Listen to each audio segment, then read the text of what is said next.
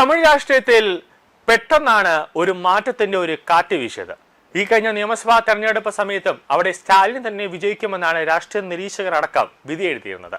എന്നാൽ അവരെയൊക്കെ അവരുടെ കണക്കുകൂട്ടലെല്ലാം തെറ്റിച്ചുകൊണ്ടാണ് TVK, അതായത് വിജയുടെ തമിഴക വെട്രിക്കഴകം, അവിടെ വലിയ രീതിയിൽ സീറ്റുകൾ പിടിച്ചെടുക്കുന്ന ഒരു സാഹചര്യം ഉണ്ടായത്. അങ്ങനെ ഞൊടിയിടയിലാണ് വിജയുടെ ഒരു വളർച്ച തന്നെ തമിഴകത്ത് പെട്ടെന്നുണ്ടായത്. ആദ്യം ഫാൻസ് അസോസിയേഷനായും പിന്നീട് തമിഴക വെട്രിക്കഴകം എന്ന രാഷ്ട്രീയ പാർട്ടിയായും കളം നിറഞ്ഞ വിജയുടെ പാർട്ടി നിയമസഭാ തെരഞ്ഞെടുപ്പുകളുടെ ചരിത്രമില്ലാതെയാണ് ഇത്തവണ മാറ്റുരച്ചത്. വിജയ് എന്ന ഒറ്റ വ്യക്തിയെ മുന്നിൽ നിർത്തിയുള്ള മത്സരത്തിൽ 108 സീറ്റുകൾ TVK നേടി.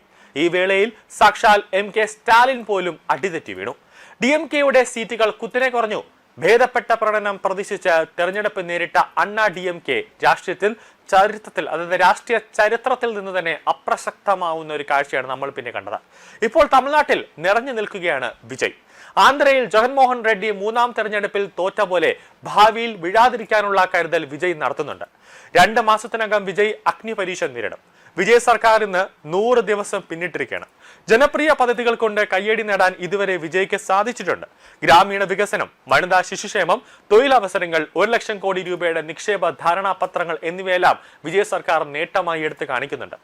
75,000 രൂപ വരെയുള്ള കാർഷിക വായ്പകൾ എഴുതിത്തള്ളിയ പുതിയ പ്രഖ്യാപനത്തിലൂടെ വിജയ് വീണ്ടും കയ്യടി നേടി. 13.3 ലക്ഷം കർഷകർക്കാണ് ഇതിന്റെ ഗുണമുണ്ടായത്.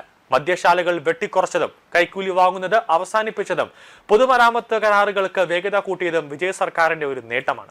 ഗ്രാമീണ മേഖലയുടെ വികസനത്തിന് 6,000 കോടി രൂപ അനുവദിച്ചതും വിജയ് എടുത്തു പറയുന്നുണ്ട്.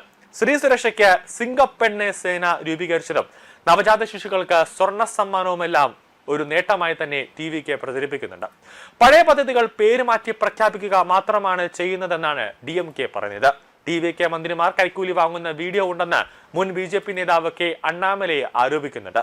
വിജയുടെ ജനപ്രീതി മാറ്റിരയ്ക്കാൻ വീണ്ടും അവസരം വരുന്നു എന്നതാണ് പുതിയ കാര്യം. 7 നിയമസഭാ മണ്ഡലങ്ങളിൽ ഉപതെരഞ്ഞെടുപ്പ് നടക്കാൻ പോവുകയാണ്. കോടതി ഇടപെടലിനെ തുടർന്ന് തിരഞ്ഞെടുപ്പ് പ്രഖ്യാപനം വൈകിട്ടുണ്ട്. എങ്കിലും പ്രഖ്യാപനം ഉടനെ പ്രതീക്ഷിക്കുന്നുണ്ട്.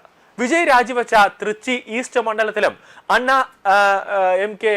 DMK അംഗങ്ങൾ രാജിവെച്ച 6 മണ്ഡലങ്ങളിലുമാണ് ഉപതെരഞ്ഞെടുപ്പ് നടക്കാൻ പോകുന്നത്. നടി തൃഷ ഉപതെരഞ്ഞെടുപ്പിൽ മത്സരിക്കുമോ എന്ന ചോദ്യം പ്രതിപക്ഷം ഉയർത്തുന്നുണ്ട്. അതിപ്പോഴും സസ്പെൻസ് തന്നെയാണ്. വിജയെ നേരിടാൻ പ്രതിപക്ഷം പലപ്പോഴും നടിയെ ചേർത്ത് പറയുന്നത് പോലീസ് നടപടിയിലേക്ക് വരെ നയിച്ചിരുന്നു. കരൂർ ഉൾപ്പെടെയുള്ള മണ്ഡലങ്ങളിലാണ് ഉപതെരഞ്ഞെടുപ്പ് വരാൻ പോകുന്നത്. കരൂർ ദുരന്തത്തിൽ മരിച്ചവരുടെ കുടുംബാംഗങ്ങൾക്ക് വിജയ് സർക്കാർ ജോലി നൽകിയിരുന്നു. ഉപതെരഞ്ഞെടുപ്പിൽ 7 സീറ്റിലും ജയിച്ചാൽ വിജയ് തമിഴ് രാഷ്ട്രീയത്തിൽ ചോദ്യം ചെയ്യാനില്ലാത്ത ഒരു നേതാവായി മാറും എന്നുള്ളതാണ് ഏറ്റവും പ്രധാനം. ഇനിയിപ്പോൾ 7 സീറ്റിൽ 1 or 2 സീറ്റ് മാത്രമാണ് TVK വിജയിക്കുന്നതെങ്കിൽ അത് വിജയ്ക്ക് വലിയ രീതിയിലുള്ള ജനപ്രീതി കുറയുന്നു എന്ന് വേണം നമുക്ക് കണക്ക് കൂട്ടാൻ.